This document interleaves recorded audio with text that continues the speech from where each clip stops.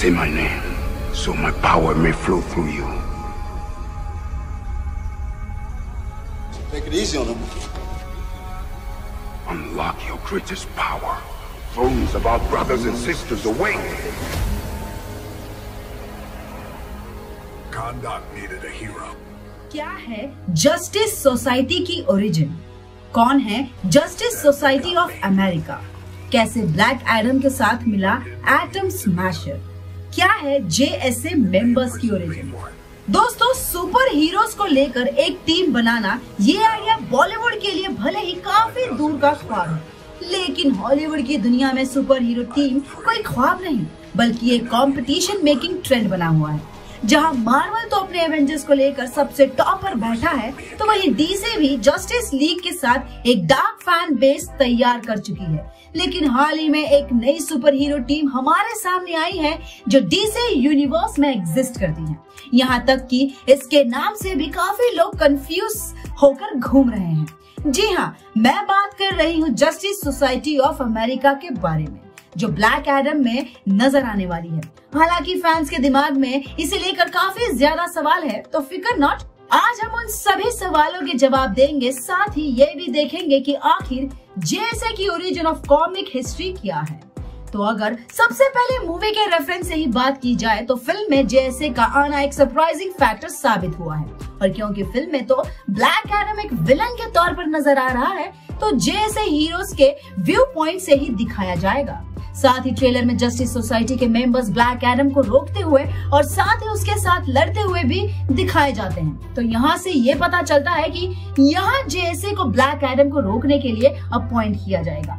असल में शुरुआत में जब ब्लैक एडम दुनिया के सामने आता है, तब उससे लड़ने इंटर गैंग के लोग आ जाते हैं। क्योंकि उनके पास एडवांस वेपन्स है, तो उन्हें लगता है कि वो उसे रोक पाएंगे, बट ऑब्वियसली ऐसा नहीं होता और अपना ब्लैक एडम उन्हें बुरी तरह मार देता है। साथ ही गवर्नमेंट उसे रोकने के लिए एयरफोर्स की मदद भी लेती है, बट बिना किसी प्रॉब्लम के वो उनसे 2 मिनट में निपट लेता है। तो यहाँ गवर्नमेंट को समझ आता है कि ये काम आम लोगों के बस की बात नहीं।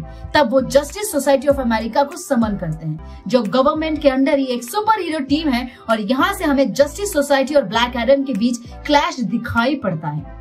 बट अगर कॉमिक वर्ल्ड की बात की जाए तो यहाँ कहानी कुछ अलग है, क्योंकि यहाँ ब्लैक एडम जस्टिस सोसाइटी से ऐसे नहीं मिलता, बल्कि कॉमिक्स में ब्लैक एडम बिना किसी क्लैश के एक नॉर्मल फाइट के थ्रू जस्टिस सोसाइटी से मिलता है और उन्हें ज्वाइन भी कर लेता है, और यहाँ वो काफी लंबे समय तक एक हीरो की तरह प्रेजेंट होता है। बट अब कहानी में आगे बढ़ने से पहले आपको ये तो पता होना ही चाहिए कि जिन जस्टिस सोसाइटी के मेंबर्स की बात हो रही है वो आखिर है कौन और कहां से ओरिजिनेट हुए हैं। तो चलिए आपको मिलवाते हैं जेएसए के सभी मेंबर्स से, जहां सबसे पहले आता है एटम स्मैशर, जो जेएसए का एक इम्पोर्टेंट मेंबर है और इसकी ब्लैक एडम के साथ एक अलग ही बॉन्डिंग नजर आती है। लेकिन अगर आप एटम स्मैशर और एटम में कंफ्यूज हो रहे हैं, तो आपको क्लियर कर देती हूँ कि एटम और एटम स्मैशर दोनों ही डीसी के कैरेक्टर्स तो हैं, बट बिल्कुल अलग टाइमलाइन में एग्जिस्ट करते हैं। क्योंकि एटम डीसी का एक ऐसा सुपर हीरो है जिसे आप एमसीयू के एंटमैन से कंपेयर कर सकते हैं, क्योंकि ये भी उसी की तरह अपने आप को छोटा और बड़ा कर सकता है, और इसकी पावर्स एक टेक बेस्ड सूट से ही ओरिजिनेट होती है। जैसा एंटमैन के केस में हमने देखा है, एटम को हमने फ्लैश सीरीज में स्पॉट किया था, तो वहीं दूसरी तरफ एटम स्मैशर को उसकी पावर्स किसी टेक सूट की वजह से या हल्क की तरह किसी एक्सीडेंट के चलते नहीं, बल्कि उसे ये हेरिटेज वे में मिली है। यानी उसके बर्थ से ही उसके पास ये पावर्स थी और एज के साथ वो इसे यूज करना सीखता है और आगे चलकर ये जेएसए का एक मेंबर बनता है। वहीं बात करें जेएसए के सेकंड मेंबर की, तो वो है साइक्लोन। इसकी कॉमिक्स में तो कोई डिफरेंट या सेपरेट स्टोरी टाइमलाइन तो नहीं है, बट ये हमेशा से ही जेएसए के मेंबर के तौर पर ज्यादा फोकस्ड रही है और इसे भी इसकी पावर्स बचपन से ही मिली है, यानी बाय बर्थ। बट इसे इसकी एबिलिटीज के बारे में 3 एज के बाद पता चला और उसके बाद इसकी खास एबिलिटीज को देखते हुए गवर्नमेंट के अंडर इसे ट्रेन किया गया और इवेंचुअली इसने जेएसए ज्वाइन कर ली। वहीं बात करें अगर थर्ड मेंबर की, तो बारी आती है हॉकमैन की, जो जस्टिस सोसाइटी का एक बहुत ही पुराना और फैसिनेटिंग कैरेक्टर है, क्योंकि इसकी कहानी भी ब्लैक एडम की तरह पुनर्जन्म और हिस्टोरिक है। असल में ब्लैक एडम के टाइम पर ही आज से हजारों साल पहले ये एग्जिस्ट करता था, लेकिन प्रिंस गोफू के नाम से जिसे अपना ब्लैक एडम सर्व किया करता था, उस टाइम इसके पास कोई सुपर पावर्स नहीं थी। बट एक दिन प्रिंस गोफू, ब्लैक एडम और डॉक्टर फेट, हाँ ये भी था उस टाइम पर, ये तीनों एक भ्रमण के लिए निकले थे और इन्हें मिलता है एक एडवांस एयरक्राफ्ट जिसे देखकर ये चौंक जाते हैं और बाद में इन्हें पता चलता है कि ये शिप हेथ मेटल से बनी है, जो एक कॉस्मिक मेटल है जिसमें काफी एडवांस लेवल की कॉस्मिक पावर्स है। और जैसे ही प्रिंस गोफू इसे छूता है या कुछ छेड़छाड़ करता है, इसमें से कॉस्मिक बीम्स इंटरप्ट होने लगती है और वो इसमें एब्सॉर्ब हो जाती है। बट ये सिर्फ उसके साथ नहीं होता, असल में प्रिंस गोफू अपनी गर्लफ्रेंड चियारा के साथ उससे ये शॉप दिखाने जाता है और वहां ये हादसा हो जाता है जिसकी वजह से वो दोनों ही सुपरनैचुरल एंटिटीज में कन्वर्ट हो जाते हैं।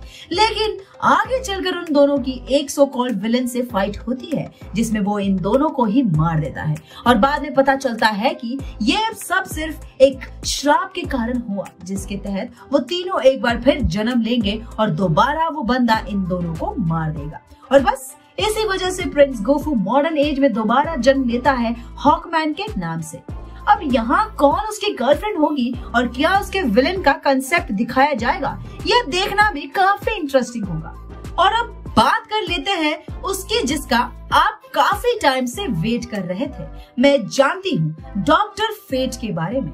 जी हाँ, जिसे डॉक्टर स्ट्रेंज का कॉपी सुनने के लिए आपके कान तरस गए होंगे, बट सॉरी, क्योंकि ये डॉक्टर स्ट्रेंज का कॉपी नहीं है। इसकी मैक्सिमम पावर्स उससे सिमिलर है, लुक्स सिमिलर है, बट नहीं, he is different from doctor strange. पर उसका सीधा सिंपल सा आंसर ये है कि डॉक्टर फेट को डीसी यूनिवर्स में 1940s के अराउंड लॉन्च किया गया था, वहीं डॉक्टर स्ट्रेंज को कई सालों के बाद आए हैं। अब अगर इसकी स्टोरी की बात करें तो इसे ये पावर्स एक एक्सीडेंट के तौर पर ही मिला है, जहां ये अपने पापा के साथ एक आर्कियोलॉजिकल साइट पर जाता है जहां इसके प्रिय पिताजी एक्सीडेंटली एक एंशिएंट गॉड नाबू को जगा देते हैं। ये गॉड एक बहुत पावरफुल एंशिएंट एंटिटी होता है जो लॉर्ड ऑफ ऑर्डर्स की पावर्स को समन करता है। ये जागते ही सबसे पहले तो बच्चे के पिताजी को पकड़ लेता है और उन्हें मार देता है। इसके बाद ये उस छोटे बच्चे को अपना सर्वेंट या टाइप ऑफ सेवक बनाने का मन बनाता है, जैसे हेला ने स्यूरुट को बनाया था। बट उसके लिए ये पहले उस बच्चे को कॉस्मिक पावर्स देता है जिससे ये बच्चा एकदम से बड़ा हो जाता है, शाजाम की तरह सिर्फ पावर्स को समन करते टाइम, या सिर्फ शरीर से बड़ा नहीं बल्कि परमानेंटली और दिमाग से भी यंग बना देता है। और इसे टाइप्स ऑफ आर्मर्स देता है जिसमें सबसे पहला है डॉक्टर फेट का हेलमेट, जिसकी वजह से ये लॉर्ड नाबू की पावर्स अपने अंदर समन करता है। एक क्लो जो उसे फ्लाइंग एबिलिटीज देता है जिसे हम क्लोव ऑफ डेस्टिनी कहते हैं। वहीं एट लास्ट इसके पास डॉक्टर स्ट्रेंज की तरह एक एमलेट भी है, बट इसमें कोई स्टोन नहीं, बल्कि ये इतना ज्यादा पावरफुल है कि इसमें खुद का एक पॉकेट डायमेंशन एग्जिस्ट करता है। इन सभी आइटम्स को समन करने के बाद डॉक्टर फेट इतना पावरफुल और डेंजरस बीइंग में कन्वर्ट हो जाता है जिसकी पावर्स को लिमिट करना किसी के बस की बात नहीं है। इन शॉर्ट मैं कहूँ तो डॉक्टर फेट डीसी के उन सुपर हीरोज में से एक है जो अपनी सोच के अकॉर्डिंग अपनी पावर्स को मैनेज कर सकते हैं। जैसे सुपरमैन जो अगर किसी चीज को एक बार सोच ले तो वो वैसा कर भी सकता है। बस सेम कंसेप्ट है डॉक्टर फेट के साथ, बस उसे सोचने की जरूरत है। अब जरा स्टोरी में वापस आते हैं, जहां मैंने कहा था कि ब्लैक एडम काफी लंबे समय तक जस्टिस सोसाइटी के साथ काम करता रहा, बट इवेंचुअली वो है तो ब्लैक एडम ही ना, तो सुधर कैसे सकता है। जैसे कि एक नेगेटिव एंटिटी के साथ फाइट के दौरान जब ब्लैक एडम वहां मौजूद नहीं होता, किसी वजह से इस विलन को नहीं मार पाता और छोड़ देता है, और फिर जब ये बात एडम को पता चलती है तब वो बहुत नाराज होता है कि हम एक बुरे इंसान को बख्श कैसे सकते हैं, और ये कहकर वो खुद ही उसे मारने निकल जाता है एंड फाइनली अकेला ही उसे ढूंढ के बुरी तरह से मार देता है। और यहाँ उसे लगता है कि दुनिया से बुराई मिटाने के लिए उसे जस्टिस सोसाइटी के साथ जुड़ने की क्या जरूरत है, वो अकेले ही काफी है। लेकिन वो अकेले ही आगे नहीं बढ़ता, वो अपने साथ एटम स्मैशर को शामिल कर लेता है। अब क्योंकि एटम स्मैशर हमेशा से ही एक हेवी रेज और one minded type of entity रहा है, हल्क की तरह, इसलिए उसे किसी एक टाइप ऑफ साइड से भड़काया जा सकता है और बस ब्लैक एडम यही करना शुरू कर देता है। वो उसे भड़काता है और कई सुपरनैचुरल बीइंग्स और सुपर हीरोज को भी इसमें मरवा देता है।